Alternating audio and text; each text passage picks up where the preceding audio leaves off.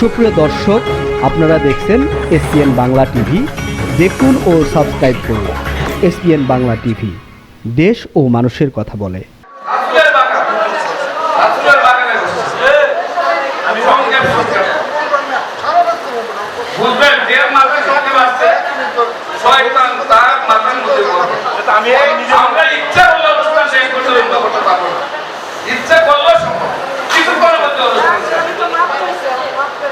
রাসূলের কত জন্মদিনে গেলাম পৃথিবীতে, একটা জন্মদিনে দেখলাম না যে শুভ শুভ বলা হয় না, কিন্তু আজকে রাসূলের জন্মদিন শুভ কথা বলে গেছে। আমি একটু মনে করে দিচ্ছি, সবাই আমার সাথে একটু বলেন শুভ শুভ শুভ দিন, জন্মদিন, শুভ শুভ শুভ দিন, আমার রাসূলের জন্মদিন। আবার বলি শুভ শুভ শুভ দিন, জন্মদিন, শুভ শুভ শুভ দিন, আমার রাসূলের জন্মদিন। লা শরীকা তুই নিখিলের স্বামী আল্লাহ দয়াময়, অদরাত কহে উদারত কণ্ঠে প্রভু গো তোমার জয়। আরাফাতের মাঠ মুক্ত গগন, লক্ষ মানুষ শুনে সেই বচন, ইসলামে বদল নয়। আজও আমরা রাসূলের সামনে বলবো ইসলামের হবে জয়, ইসলামের হবে জয়, ইসলামের হবে জয়। ঠিক কিনা ভাই?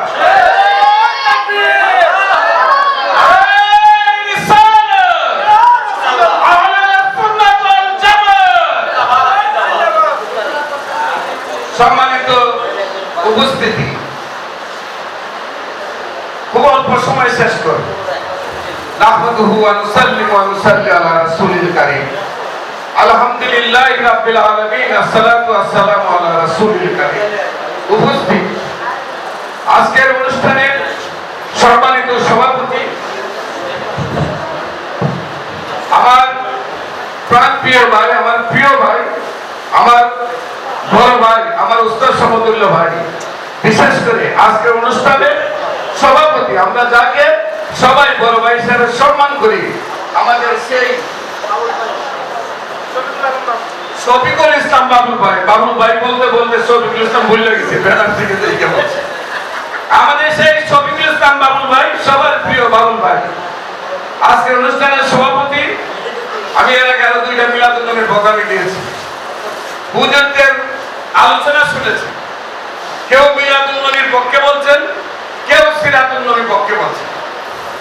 আমি আপনাদেরকে বলবো, অনুরোধ করে, হজের মধ্যে আমরা গিয়েছি, যারা হজে গিয়েছেন দেখেছেন, কেউ কাবার দিকে পা দিয়ে বসে আছে। আমরা যারা এশিয়া উপমহাদেশের মানুষ, সবাই মাথা দিয়ে বসে থাকি। হোক না সুন্নি, হোক না ওয়াহাবি, তাবলিগি, জামাতি, রাফিজি, খারিজি, শিয়া, মুতাজিলা, আহলে হাদিস, মাথাটা দিয়েছে না কাবার দিকে বসে আছে। এশিয়া উপমহাদেশ থাকলেই দেখা যায় পা কাবার দিকে দিয়ে মাথার উপর দিয়ে বসে আছে। ঠিক কিনা ভাই? হাদিসের কথা ঠিক কিনা? সেখানে কোনো দ্বন্দ্ব নাই। আমি জিজ্ঞাসা করলাম, তুমি পা কাবার দিকে দিয়ে বসে আছো কেন? হয় কুরআন শরীফের মধ্যে আছে তুমি কাবার দিকে মুখ দিয়ে থাকবা, কাবাকে পিছন দিবে না। আমি ঠিক আছে, কাবার দিকে মুখ দাও, পাটা পিছন দিকে দাও। হয় না, নামাজে যখন দাঁড়াস তোর পা এবং মাথা সবই তো কাবার দিকে থাকে। তোরা রং করো, তোরা মাথা কাবার দিকে দেস, পা কাবার দিকে দেস না, মাথা কাবার দিকে দেস। পরের দিন আমি অনেকবার চেষ্টা করলাম পাটা আমি কাবার দিকে দেওয়া, আমার পা তো কাবার দিকে যায় না। আল্লাহকে বললাম, আল্লাহ কোনটা সত্য কোনটা মিথ্যা জানি না, তোমাকে সম্মান করার কারণে, তোমার রাসূলকে সম্মান করার কারণে দুলার দিকে হয় দিয়ে দিও, আমি জানি না, যা বুঝি তাই করবো। ঠিক কিনা? আপনি যা ভালো মনে করেন তা বুঝেন, আপনি যা ভালো মনে করেন তা করেন। কেউ বলে ইয়া রাসূলুল্লাহ বলা যাবে না, কেউ বলে ওই মিলাদুন নবী হবে না, কেউ বলে সিরাতুন নবী হবে না।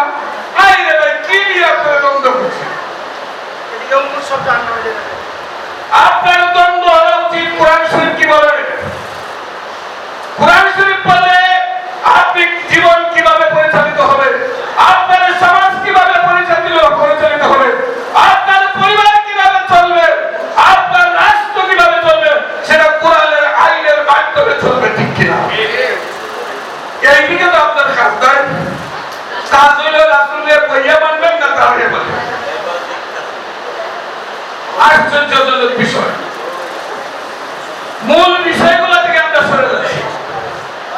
আপনি যদি কোরআনের আইন না মানেন, কোরআনের সারাদিন যদি খালি চুয়ান, কোরআনে খালি তেলাওয়াত করেন, খালি নামাজ রোজা ঈদ নিয়ে ব্যস্ত থাকেন, আল্লাহ এক কওমকে বলেছিলেন এই কওমটাকে নষ্ট করে দাও।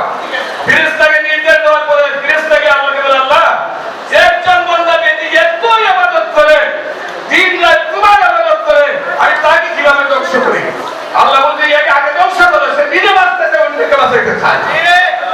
আপনার জন্য কোরআন এসেছে, কোরআনের যে তসবিহ হইনা শুধু দেওয়ার জন্য না, কোরআন জীবনে বাস্তবায়ন করবেন, পরিবারের বাস্তবায়ন করবেন, সমাজে বাস্তবায়ন করবেন, রাষ্ট্রে বাস্তবায়ন করবেন, ঠিক কিনা?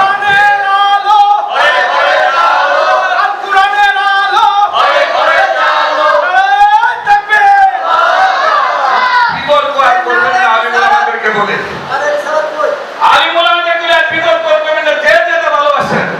আপনি বলবেন সিরাতুন নবী ফরজ, আরেকজনে বলবেন মিলাদুন নবী ফরজ, আমি দুটোটার বিপক্ষে বক্তব্য দিব। সিরাতুন নবী হচ্ছে জীবন বৃত্তান্ত। আল্লাহ কোরআন শরীফের মধ্যে রাসূলের কখনো জীবন বৃত্তান্ত সিরাত শব্দ দিয়ে আলোচনা করেন নাই, করতেন আখলাক শব্দ দিয়ে উত্তম চরিত্র দিয়ে। জীবন বৃত্তান্তের মধ্যে গুনাহ আছে, নেক আছে, বন্দী আছে, ঘুম আছে, খালি আছে, বইয়া আছে, কত ধরনের কুসুক্তি আছে। এই শব্দ রাসূলের জন্য চায় না। আখলাক শব্দ, উত্তম চরিত্র আমার রাসূলের আল্লাহ ব্যবহার করেন। ওই শব্দ দিয়ে আরেকটা শব্দ আছে, আরেক বাদে নাই, আমরা আরেকটা শুরু করেন না। যে জন্য ভালোবাসেন, ভালোবাসা হলো মূল বিষয়। ভালোবেসে যদি কাউকে থুতু দেন, সেই থুতু সাইডে খাওয়া যায়। আর ভালো না বাসলে মধু দিলেও কোনো লাভ হবে না। তাই আসুন আমরা ধর্মকে ভালোবাসি, ইসলামকে ভালোবাসি, আমরা ওই জায়গায় যাই। আজকে যদি কোরআনের শুধু খালি একটি আইন প্রতিষ্ঠিত হয়, আল্লাহ কোরআন শরীফের মধ্যে বলেছেন আপনার সম্পদের যত ইনকাম করেন, সমস্ত ইনকামের একটি অংশ 2.5% আপনার যাকাত দিতে হবে। যদি 2.5% যাকাত না দেন, আপনার সম্পত্তি নিলাম করে দেওয়া হবে। সেই যদি ইসলামী আইন হয়, সেই নিলাম সম্পত্তি আপনি আমার সম্পত্তি হিসাবে গ্রহণ করতে হলে যাকাতের টাকা পরিশোধ করেই আপনার সম্পত্তির মালিক হতে হবে। এই কোরআনের একটি আইন বাস্তবায়ন করেন। আমি যে বিল্ডিং এর মধ্যে থাকি, 2 তলার ভাড়া হলো 7 লক্ষ টাকা, 20 তলার ভাড়া কত? এই 1 বছরের জাকাতের টাকা যদি খালি নিচে যে গরিব আছে এদেরকে দেওয়া হতো, তারা বাদ দিয়ে টাকা বাড়িতে দিত। আজকে অসহায় মানুষের পাশে কেউ নাই। আমার রাসূল যখন পৃথিবীতে এসেছিলেন, তখন পুরো গোটা সমাজের মধ্যে মারামারি, কাটাকাটি, হানাহানি, চুরি, ডাকাতি, রাহাজানি, খুন, খারাপি, নারী নির্যাতন, নারী হত্যা এত ছিল যে বাবা তার মেয়েকে হত্যা করে ঠান্ডা মাথায় তাকে কবর দিয়ে আসতো। এই জাহিলিয়াতের যুগকে পরিবর্তন করে রাসূল পরিবার, সমাজ, রাষ্ট্রের জীবনে এমন ভাবে মানুষকে গাইডলাইন দিলেন যে আল্লাহ রাসূল বলছেন সর্বশ্রেষ্ঠ যুগ হলো আমার যুগ, আমার যুগ, আমার যুগ। যে যুগের মধ্যে হরিণ এবং বাঘ একই সাথে কলবক করলো, যেটার নাম হলো ইসলাম। আমরা এগুলোতে নাই। আসি মিলা বাচ্চা না লম্বা, কালিয়া না বইয়া, নোর না মাটি, মিলাদুন নবী না সিরাতুন নবী। আয় রে ভাই, কি যে আরম্ভ করলেন, আসল জায়গা তো নিয়ে গেল। আপনার দেশ বাংলাদেশ 95% মানুষ মুসলমান, সেইখানে ইসলামী একটা সংসদের মধ্যে লোক যাইতে পারে না, সব অন্যরা যায়। কোরআনের মধ্যে আছে কি আল্লাহ রাসূল সমাজের মধ্যে অনেক জিনিস বন্টন করার সময় সমানভাবে সবার কাছে ভাগ করে দিতেন, ধনী গরিব ছোট বড় সবার মধ্যে, যেটা হলো সমাজতন্ত্রের চরক হিসাবে রাসূলকে বলা যায়। যেমনি ভাবে আবার রাসূল সাল্লাল্লাহু আলাইহি ওয়াসাল্লাম কোন বিচারের মধ্যে সবার কাছ থেকে সম্মতি নিয়ে মেজরিটি পার্সনের অধিকারকে সম্মান করে মেজরিটি পার্সনের সিদ্ধান্তকে প্রাধান্য দিতেন, যাতে গণতন্ত্র চরক রাসূলকে বলা যায়। আল্লাহ রাসূল কোন কোন নির্দেশনা আবার ডাইরেক্ট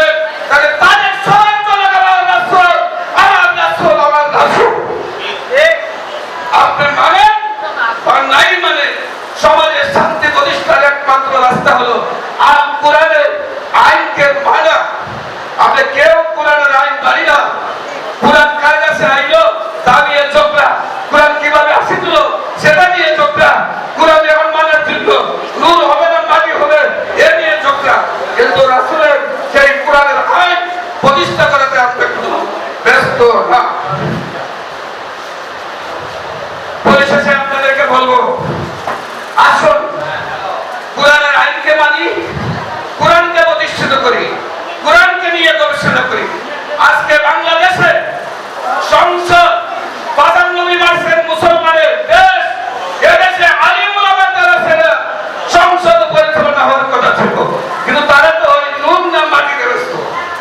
তারা সংসদ কিভাবে করবে এটা আমার ব্যাপারে জানি, বুঝি, এইভাবে কোনো আলোচনা তাদের নাই। আমার অফিসের সামনে বাইতুল মুকাররম প্রতিদিন একটা আলিম আরেকটা আলিমের বিরুদ্ধে যুদ্ধের যে কাহিনীগুলো শুনি অত্যন্ত লজ্জা হয়। আপনারা নিজেদেরকে খুব জ্ঞানী মনে করেন, আরে ভাই আমি তো ডাক্তার, আমি তো 150 বই লিখছি ইসলামের। এই বইগুলা আমার লেখা। আমার সাথে সংগঠন করতে মারা গেছে মাহমুদুল হাসান নিজামী, তারও 150 বই লেখা আছে। বাংলাদেশের তো আলিম বাইরে গেল যে 150-200 বই লিখেছে। বাংলা বাজারে গেলে সব প্রেমের কাহিনীর বই, দুই একটা দোকান আছে, ওইটার মধ্যে গেলে দুই একটা বিরোধী বই পাবো, কোনটা নূর আর কোনটা মান, কোনটা খালিয়া আর কোনটা বইয়া, এই